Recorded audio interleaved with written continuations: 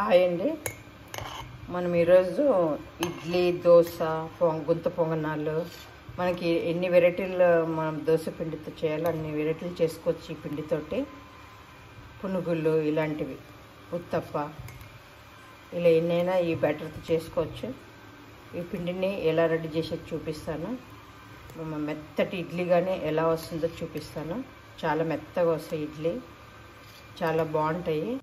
ఈరోజు నేను దోశ పిండి, ఇడ్లీ పిండి, ఇలా పిండిని రెడీ చేసి చూపిస్తాను. మెత్తటి ఇడ్లీగానే వస్తాయి. ఇడ్లీ చాలా బాగుంటుంది. ఇడ్లీ, దోశ, ఉత్తప్ప, ఇలా పొంగనాలు, పునుగులు ఇలాంటివి ఏవైనా చేసుకోవచ్చు పిండితోటి. తట్ట ఇడ్లీ అంటారు కదా, అది చేసుకోవచ్చు. మినీ ఇడ్లీ చేసుకోవచ్చు. మనం ఎన్ని రకాలు చేసుకోవచ్చు, అన్ని రకాలు చేసుకోవచ్చు పిండితోటి. నేనైతే ఈ గ్లాస్ తోటి 4 గ్లాసుల బియ్యం తీసుకున్నాను. 1 గ్లాసు మినపప్పు, ఉద్దిబెల్లు 1 గ్లాస్ తీసుకున్నాను.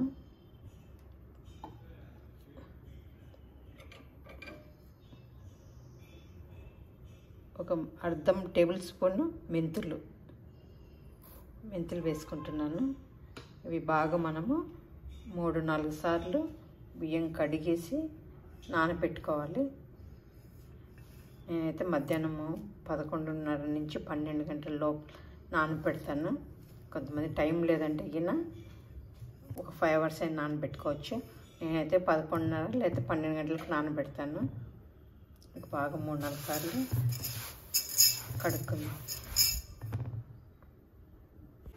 బాగా 2-3 సార్లు కడిగేసి పక్కన పెట్టేసుకోవాలి. ఇవైతే మనము సాయంత్రము 7 గంటలకు కానీ 7:30కు కానీ వేసుకుంటాను నేనైతే. దీంట్లో మనము మిక్సీకి వేసుకునేటప్పుడు కొంచెం అంతా రైస్, అన్నం, మనం మధ్యాహ్నం మిగిలింది కానీ లేకపోతే సాయంత్రం వేడి అన్నం కానీ వేసుకోవచ్చు. కానీ వేడి వేసినప్పుడు కొంచెము చల్లగా కావాలా, మిక్సీలో అయితే పాడైపోతుంది. నేనైతే మధ్యాహ్నం మిగిలిన అన్నం కొంచెం వేసుకుంటున్నాను. దీంట్లో కలుపుకొని మిక్సీకి వేసుకోవాలి అన్నం కానీ.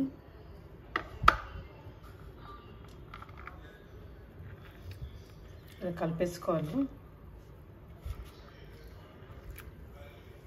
మనము 1 కప్పు రైస్ వేయడం వల్ల బాగా ఇడ్లీలు మెత్తగా వస్తాయి, దోశలు క్రిస్పీగా వస్తాయి. మెత్తగా వేసుకోవాలి మిక్సీకి. పిండి అనేది బాగా మెత్తగా ఉండాలి.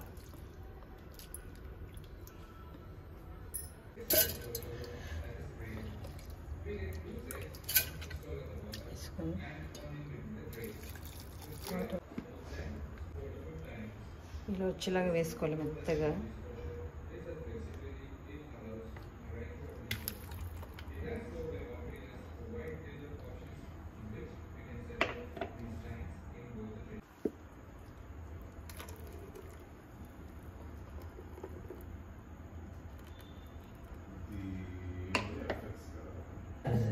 ఇలా వస్తే సరిపోతుంది. ఇలా రావాలి.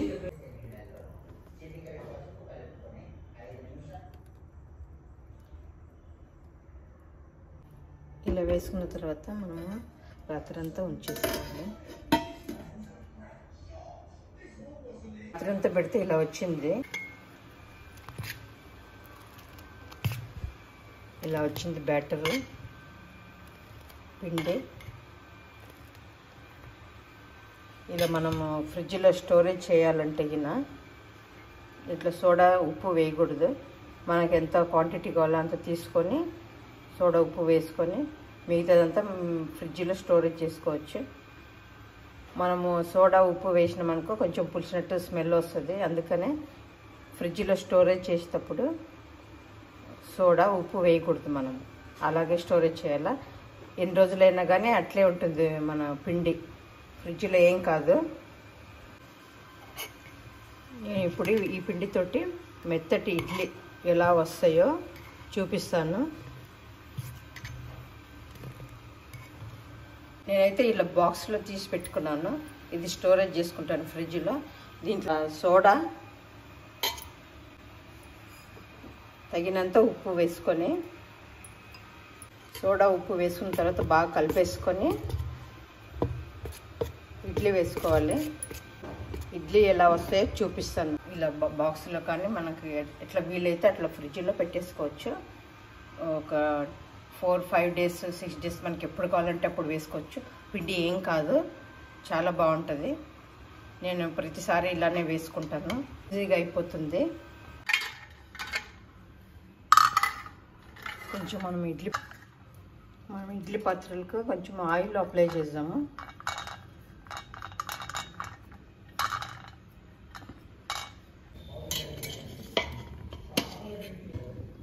ఇలా వేసుకుందాము.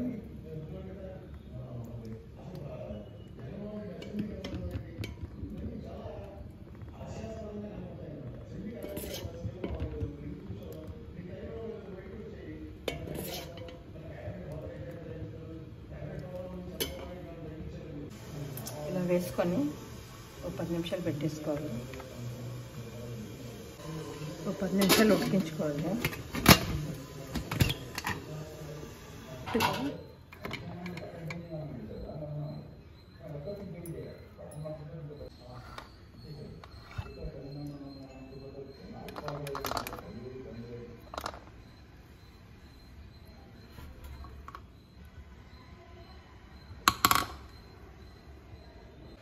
ఇలా వస్తే సాఫ్ట్గా అట్లా మెత్తగా ఉంటుంది.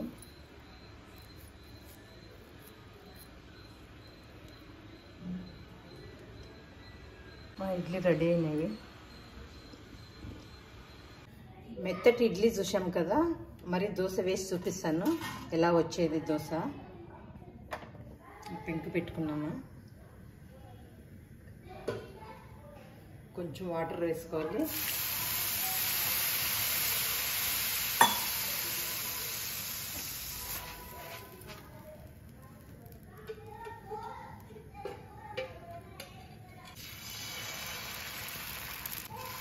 ఇలా వేసుకొని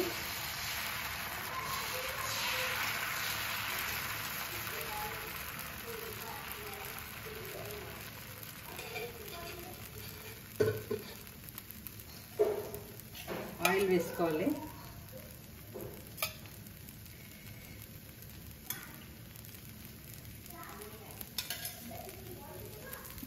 ఇలా వేసుకున్నప్పుడు మనం మసాలా దోశ కానీ వేసుకోవచ్చు, పప్పుల పొడి వేసుకోవచ్చు, ఉల్లికారం వేసుకోవచ్చు, ఏమైనా వేసుకోవచ్చు. ఇలా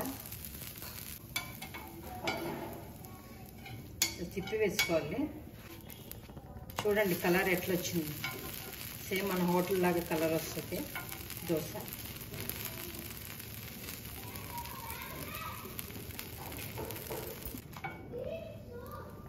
ఇలా తీసేసుకున్నాము. ఇలా వస్తుంది. కొంచెం వాటర్ వేసుకో.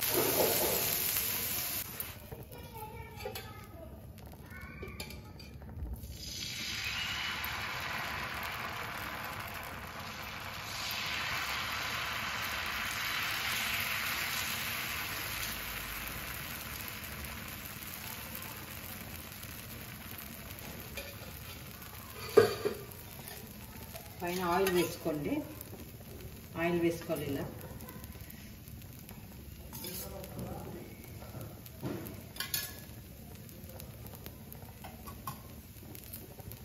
మనం ఈ పిండిలోనే ఆనియన్స్, కొత్తిమీర, చిల్లీ ఇవన్నీ కట్ చేసి వేసుకొని ఉత్తప్పగానే వేసుకోవచ్చు.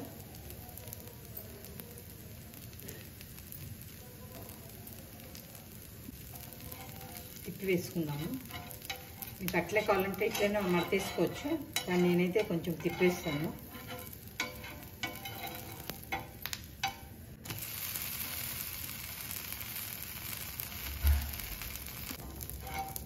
ఎంత బాగా వస్తాయా.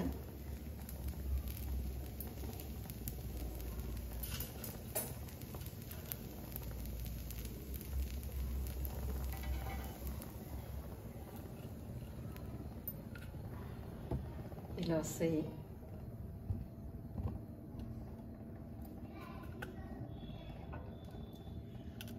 ఇలా వస్తాయి, చాలా బాగుంటాయి.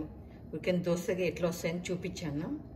ఇలా వస్తాయి దోశలు, కానీ మెత్తటి ఇడ్లీ దోశలు ఇలా వస్తాయి. మీరు కానీ ట్రై చేయండి. మీ పిల్లలకు ఇలా చేసి పెట్టండి. దోశలు కానీ ఇలా వచ్చినవి, మీరు కానీ ట్రై చేయండి.